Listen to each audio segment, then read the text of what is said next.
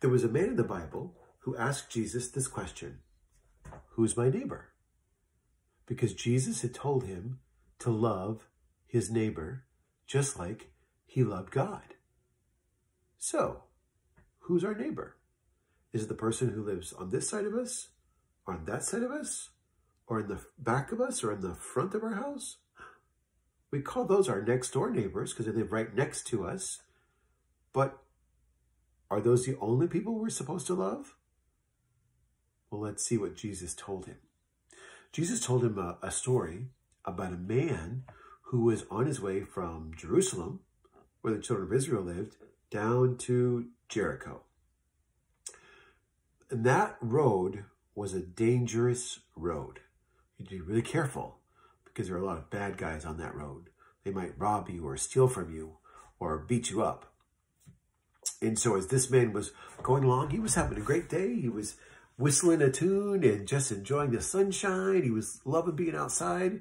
And all of a sudden, out of nowhere, bam, these robbers jumped on him and they took all of his stuff and they beat him up and they took his clothes. They left him in a heap on the side of the road. He was all bloody and bruised and beaten up, and it was terrible. Well, along came a religious leader, someone who like would work at a church, and he saw him, and he was so messy and yucky and gross and beat up and bloody that he walked on the other side of the street and kept going. Should he have done that? No. Then someone from the tribe of Levi, who knew better, came and saw him. At least he walked over to see him. You got a little closer, but he didn't want to touch him. Ugh, that's messy. That's yucky. I don't want to help. I don't want to get involved. So he walked away too. Do you think those men were acting like neighbors? I don't know. Let's see what Jesus says. Well, then he said a third man came down the road. And this man was from Samaria. Well, Samaria and Jerusalem, those were two cities that didn't like each other. The people in Jerusalem did not like the people of Samaria, and they would not walk through the city. They would go out of their way and add time to their journey, their trip, so they didn't have to go near Samaria at all. If there was a Samaritan, a person from Samaria on the street, they would definitely go on the other side and walk away.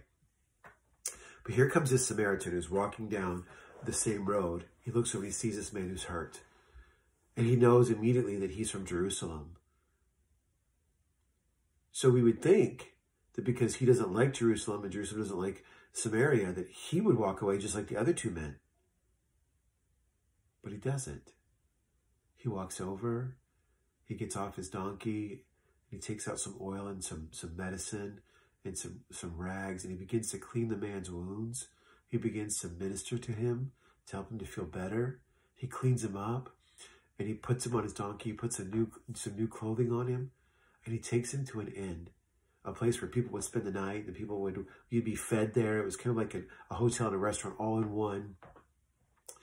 And he gets him cleaned up and taken care of. He gets him fed. He puts him to bed to rest because he knows it's going to take a little while for him to heal.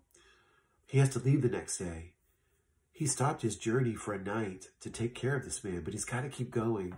But he doesn't just forget the man. He talks to the innkeeper and he gives him 2 pieces of silver, which was a lot of money. And he said, I'm going to be back in a few days, but while I'm gone, use this to take care of him. And if you need more, I will pay for that when I come back. I promise you, you have my word. And so here's this man from Samaria, and he stops everything in his life to help this man who's in need. So Jesus asked the man, so, who's his neighbor? And the man said, the man who showed pity. And Jesus said, yes, that's his neighbor. And that's how you should love people. That's how you should love God.